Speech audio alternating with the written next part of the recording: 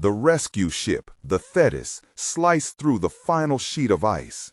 Its horn blasted, a sound of hope in a world of white silence. But there was no answer from the shore. The shore was a graveyard of ice and rock. Captain Schley raised his binoculars, his hands shaking slightly from more than just the cold. He scanned the desolate coastline of Cape Sabin. Nothing. Then a flicker of color against the gray. A tattered American flag, frozen stiff, pointing sideways from a pile of snow as if trying to escape. Below it, a single collapsed tent, its canvas ripped to shreds by the relentless Arctic wind. It didn't look like a camp. It looked like a tomb. The men lowered a boat into the freezing water. Their oars cracked against floating ice chunks, the only sound in the oppressive quiet. Every man was silent, their faces grim. They felt it, the profound wrongness of the place. As they dragged the boat ashore, the first thing they saw was a single leather boot sticking out of a snowdrift. It was empty. A few feet away, a shattered thermometer and a broken transit, the tools of science, now just frozen junk. They walked towards the tent. The air grew heavy, thick with a smell they couldn't place. It was the smell of death, but something else was mixed in, something acrid and foul, something human. The tent was half buried under wind-packed snow. A rescue officer, Commander Winfield Schley, pulled his knife. He didn't bother with the frozen knots of the entrance flap. He just started cutting.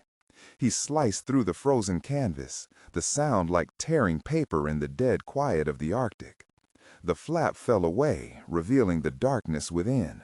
For a moment, no one moved, no one breathed. Then a low moan drifted out, a weak, rattling sound that was barely human. They rushed inside, their eyes struggling to adjust to the gloom. The scene was a descent into hell. Bodies were frozen in their sleeping bags, their forms barely visible under a layer of frost. One man's face was a mask of horror, his mouth open in a silent scream that had frozen on his lips. Another clutched a small leather-bound diary to his chest, his fingers fused to it like claws of ice.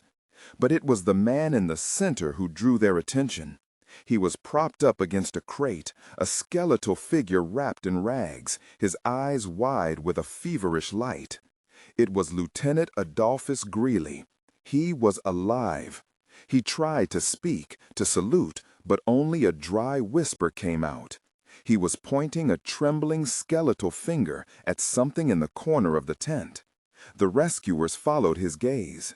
It was the camp's large cooking pot, overturned on the floor. Beside it lay a human rib cage, picked clean. The bones were marked with the unmistakable scrapes of a knife.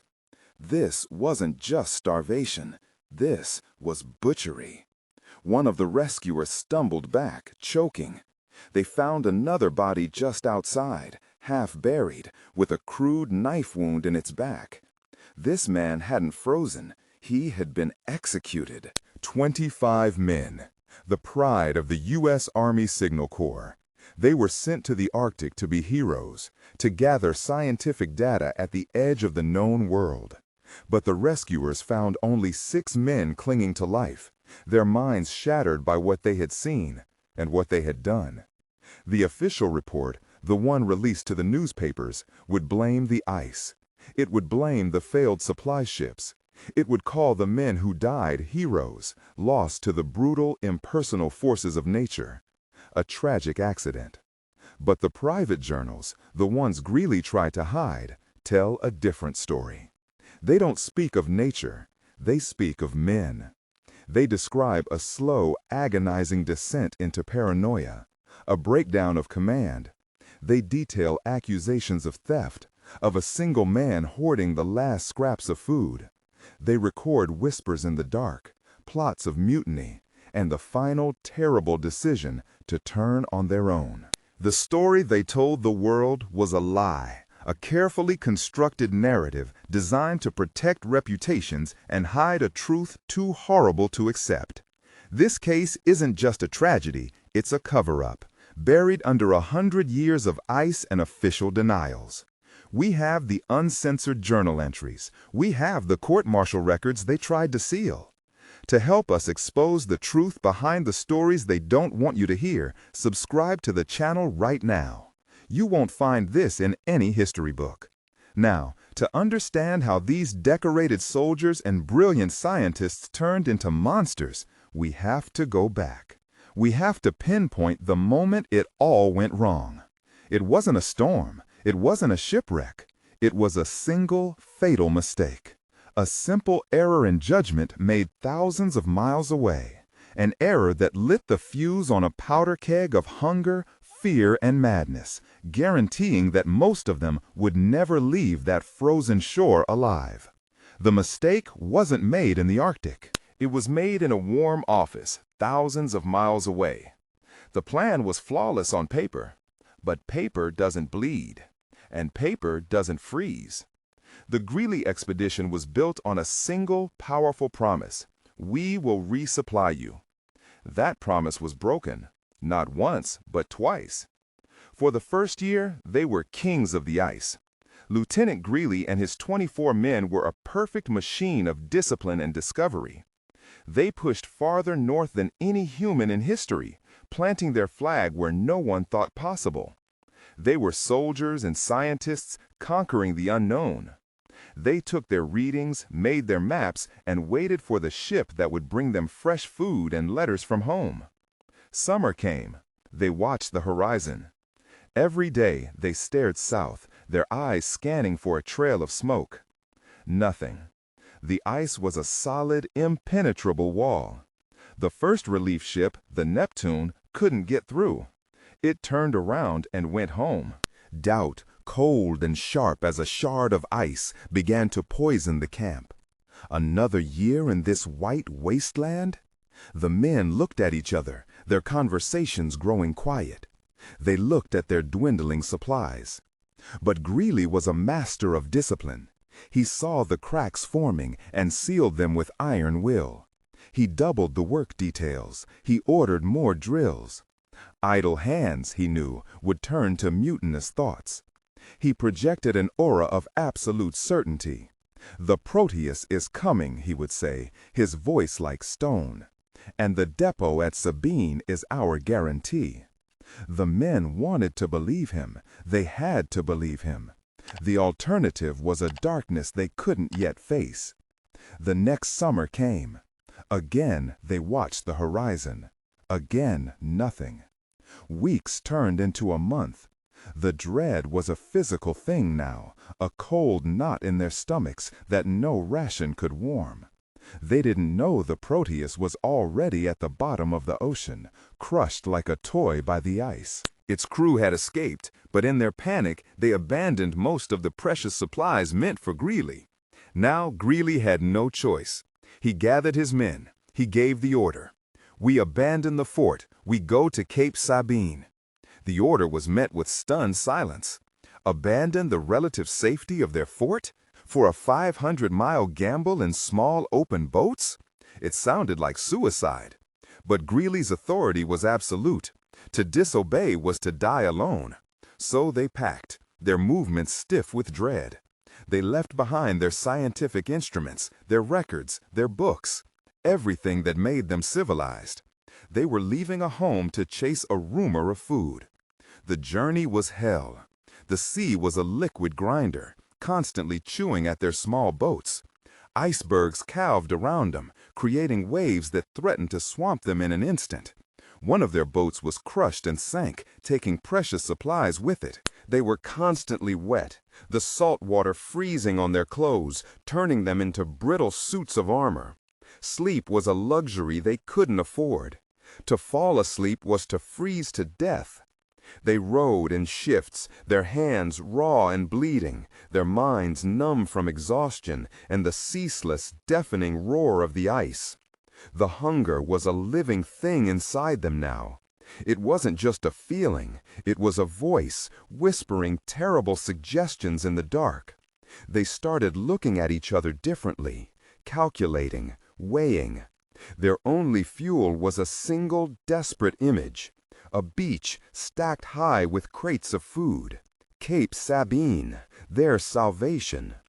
After 51 agonizing days, they finally made it. They saw the shore of Cape Sabine like a vision of paradise. They stumbled out of the boats, men reduced to skeletons. Some fell to their knees and kissed the frozen ground. Hope was a fire in their chests. "Find the depot," Greely ordered, his voice cracking. They split up, scrambling over the rocks, shouting. Then a single cry, not of triumph, but of confusion. "Over here!" They gathered around a small, pathetic pile of crates, half buried in snow.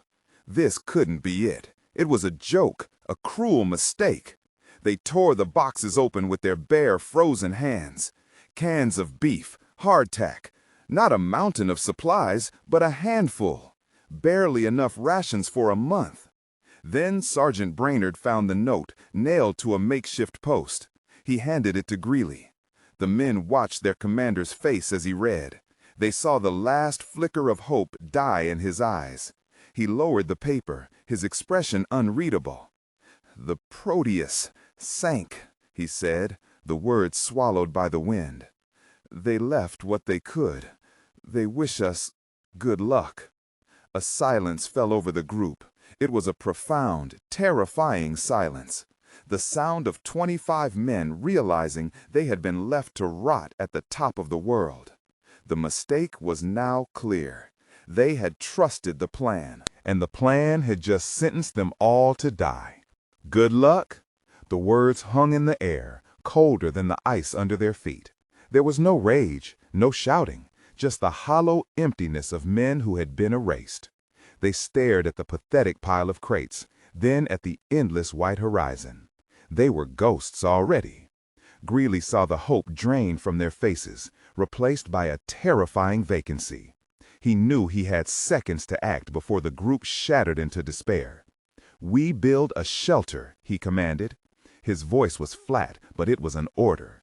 It was a stay against the end.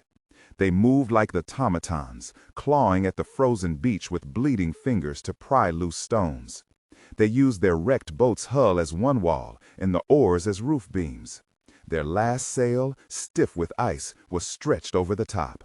It wasn't a house. It was a tomb they built for themselves, a low stone box they called Camp Clay. The walls immediately wept with condensation, which froze into a slick, permanent layer of ice.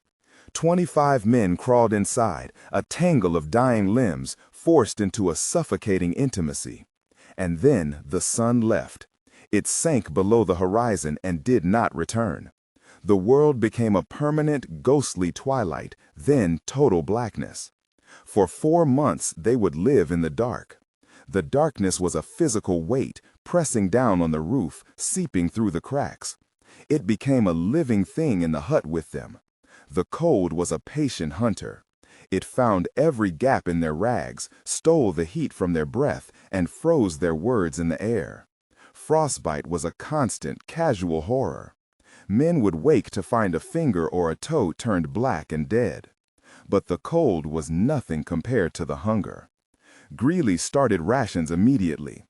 Each morning, the men would watch as Sergeant Brainerd weighed out their daily allowance on a small scale. A few ounces of hardtack, a sliver of meat, a spoonful of dried peas. It was a ritual of despair. The only sound in the hut would be the quiet, desperate chewing of starving men. They would lick their plates, their bowls, their fingers, trying to capture every last molecule. The conversations died. All that was left was food. They tortured each other with memories of feasts. One man would describe his mother's roast chicken in agonizing detail, the crispy skin, the juicy meat, until another man would lunge at him in the dark, screaming for him to stop. The hunger began to rewire their brains. They chewed on their sealskin boots, softening the leather in their mouths for hours just to swallow it. They scraped the bitter lichen from the rocks outside, a gritty paste that tore at their insides but filled their bellies for a moment. The whispers started. Men huddled in the darkness, their voices like the scraping of rocks. Was Greely eating more? Did the officers have a secret stash? Every movement was scrutinized. Every cough was a sign of weakness. They were no longer a crew. They were competitors in a slow, brutal race to the grave. The first man died in January, Sergeant Cross. He had been quiet for days. Then he just stopped breathing. There was no ceremony, no grief, just a cold, silent calculation, one less mouth to feed. They dragged his body out of the hut and left it in the snow, a frozen statue in the endless night. His meager rations were added to the common store. The men ate their slightly larger portions that day without a word. Their bodies were failing. Their legs swelled with the watery bloat of edema. Their teeth loosened and fell out from scurvy. The hut reeked of sickness and decay. The darkness became a canvas for their broken minds. They heard phantom ship's horns on the wind. They saw rescue parties marching over the ice. One private began having long conversations with his wife, his voice echoing in the cramped tomb. They had to hold him down when he tried to run outside to meet a supply sled he swore he could see. The line between the living and the dead grew thin, then disappeared entirely. And then the final bond broke. Someone stole food. A few pieces of precious hardtack vanished from the stores. The discovery was a quiet, sickening event. Greely assembled the men. In the flickering, greasy light of their seal blubber lamp, his face was a skull. "Who did it?" he demanded. The silence was absolute. But in the darkness, eyes darted from face to face. The trust was gone, completely shattered. The enemy wasn't the ice or the wind anymore. The enemy was inside the hut. They were trapped in a cage of stone and darkness, with a thief among them, waiting for the next man to fall. The thief was Private Henry, and he was no longer hiding it. He was caught again, and then a third time, growing stronger while the others wasted away. The stolen food was a poison in the camp, but it was fuel in his veins. The paranoia became a disease. Men would wake from feverish dreams, clutching their tiny ration bags, only to find them slit open, the precious crumbs gone. The whispers started. He was near my pack. I heard him moving in the dark. The hut, once a shared tomb, was now a cage of suspicious, starving animals. Greely had to break up fights between men too weak to even stand, their skeletal hands clawing at each other over a missing piece of hardtack. Henry watched it all, a faint, knowing smirk on his lips. He was no longer a member of the expedition. He was a predator, feeding on its slow collapse. The final confrontation was not a burst of anger, but a cold, formal procedure. Greely assembled the men who could still sit upright. In the flickering, greasy light of their seal blubber lamp, his face was a skull. "Private Henry," he said, his voice a dry rasp, "you have been caught stealing rations designated for the survival of this entire party. You were given a warning. You were given a direct order." Henry, leaning against the icy wall, let out a horrible, rattling laugh. "Orders? Look around you, Lieutenant. We are ghosts. Your orders are whispers in a graveyard." He pushed himself up, his movements shockingly fluid compared to the others. "We are all dying here. I'm just not going to be the first. What are you going to do? Put me in chains?" He gestured at their stone prison. "Your authority died when the rescue ship didn't come." A low murmur went through the other men. The poison of his logic was spreading. Sergeant Brainerd, loyal to the end, stepped forward. "We are soldiers. We have discipline. It's all we have left." "We were soldiers," Henry sneered, his eyes scanning the faces in the dark. "Now we're just meat waiting to freeze, and I intend to eat." Greely saw the fracture spreading through the group. He saw the wavering in their eyes. Henry wasn't just stealing food, he was stealing the last thread of order that kept them from tearing each other apart. He dismissed the men and retreated to his corner. He sat with his journal, the pencil shaking in his frozen fingers. He wasn't just a commander anymore, he was a judge. He read back his own entries, the daily deaths, the dwindling supplies, the descent into madness. He saw this as the final tipping point. If Henry was allowed to win, the camp would collapse into a war of all against all. He wrote the order, his words precise and clinical, citing the 8th and 21st Articles of War. He was building a legal wall around an act of brutal necessity. He showed the written order to his 2 remaining sergeants, Brainerd and Long. They read it in the dim light. Their faces were grim, but they nodded. They understood. This wasn't murder. It was a desperate surgery to save the body. They waited until Henry was outside the hut, rummaging near the stores. The 2 sergeants emerged from the tomb, their boots crunching on the snow. The sound was unnaturally loud in the vast silence. "Henry," Brainerd called out, his voice flat. Henry turned, annoyed. Then he saw the rifle. The smirk on his face froze, then melted into disbelief, then raw animal fear. "You wouldn't," he whispered, the words turning to mist in the frigid air. "Lieutenant Greely's orders," Brainerd replied, his voice as cold as the steel in his hands. Henry didn't beg. He didn't plead. He made one last defiant lunge, not at them, but towards a small pile of supplies he had hidden under a rock. One last act of theft. The gunshot was an explosion. It ripped through the world, shattering the immense Arctic silence. It echoed off the glaciers for what felt like an eternity. Henry fell face first into the snow. A small, dark stain began to spread. Inside the hut, the men flinched violently. They knew. No one spoke. No one moved. The silence that followed was absolute, heavier than any storm. When Brainerd and Long returned, their faces were masks of ice. They said nothing. They didn't have to. The social contract of the group had been rewritten in blood. The fear of the thief was gone, replaced by a new, colder fear. The fear of the commander. Greely now held the power of life and death, and he had just proven he would use it. They were no longer a crew of survivors bound by shared misery. They were prisoners, trapped with their executioner. The group wasn't split by argument. It was shattered by a single bullet. The enemy was no longer just the cold or the hunger. It was the man who gave the orders and the memory of what they had all allowed to happen. The silence was the sound of their own humanity freezing to death. The execution of Private Henry did not bring order. It brought a deeper, more profound silence.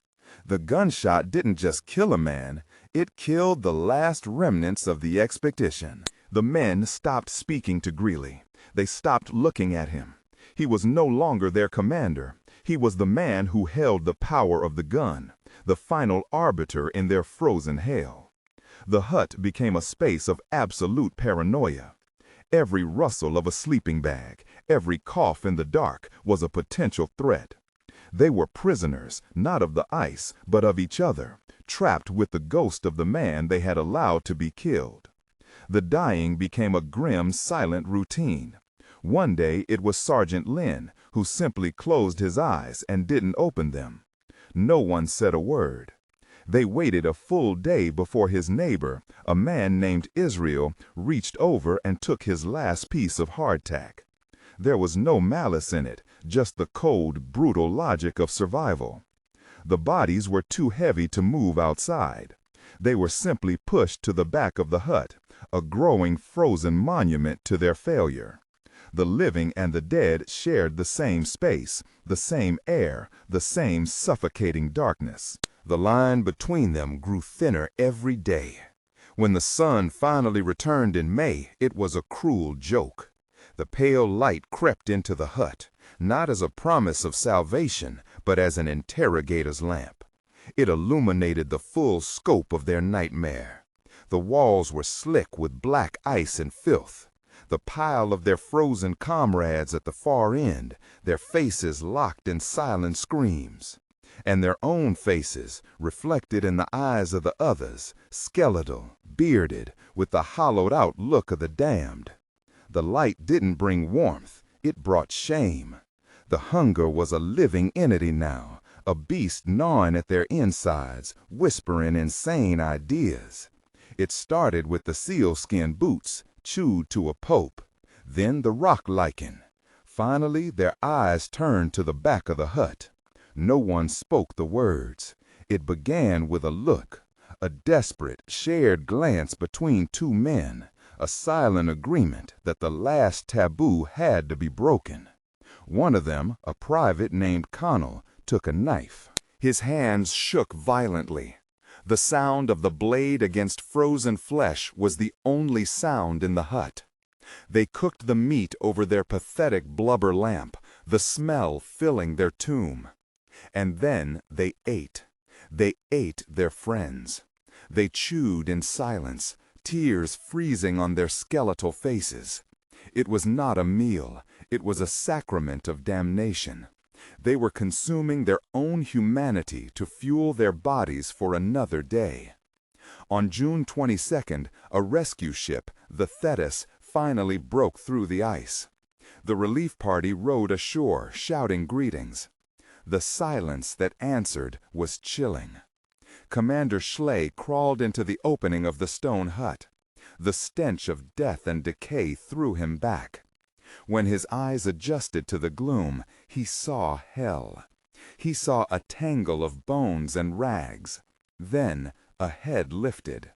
A pair of wild, terrified eyes met his. A voice, like stones grinding together, rasped, "Is that you?" It was Lieutenant Greely, clutching his journal as if it were a holy text. He was one of only 7 men found alive. One would die on the journey home. As the rescuers carried the survivors, men who weighed less than children, into the sunlight, others explored the camp. They found Henry's frozen corpse in the snow, a bullet hole in his head. And then they found the others, the ones from the hut. They saw the knife marks on the bones. They saw the missing limbs. The truth was undeniable, and it was sickening. The healthy, well-fed rescuers stared at the mutilated dead, then at the skeletal survivors, and the vast, silent gap between civilization and savagery was laid bare. The expedition was over. The science was forgotten. All that remained was the silence of the Arctic and the ghosts of 25 men who had been pushed past the edge of humanity. Greely's decision saved some of them, but was the price too high? Was executing a man for stealing food a necessary act of command or the first step into madness? Comment your thoughts below. And to make sure you don't miss our next investigation into the darkest corners of survival, subscribe to the channel.